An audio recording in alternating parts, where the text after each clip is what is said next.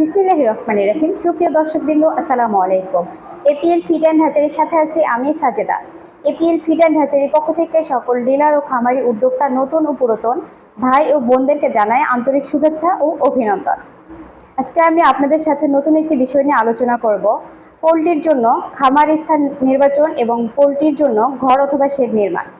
পোলট্রির জন্য খামার স্থান নির্বাচন করার আগে আমাদেরকে সকল বিষয়ে ভালোভাবে জানতে হবে এবং সুন্দর ও মনোরম পরিবেশ দেখে স্থানটি নির্বাচন করতে হবে।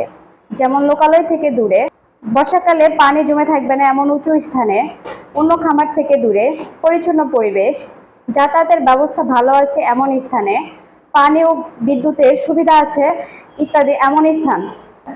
পোলট্রির জন্য ঘর অথবা শেড নির্মাণ করার আগে আমাদেরকে সঠিক তথ্য জানতে হবে।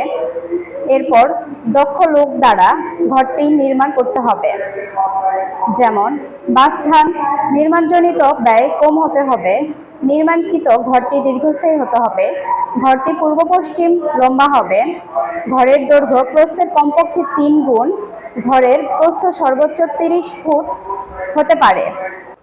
ঘরের উচ্চতা মেঝে থেকে ছাদ পর্যন্ত 9 ফুট এবং ঘরের মেঝে সমতল ভূমির থেকে 2 ফুট উঁচুতে রাখতে হবে।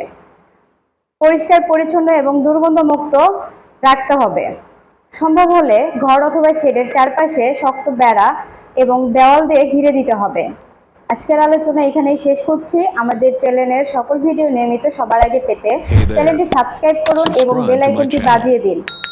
এখানে বিদায় নিচ্ছি। সুস্থ থাকবেন, ভালো থাকবেন। আল্লাহ হাফেজ।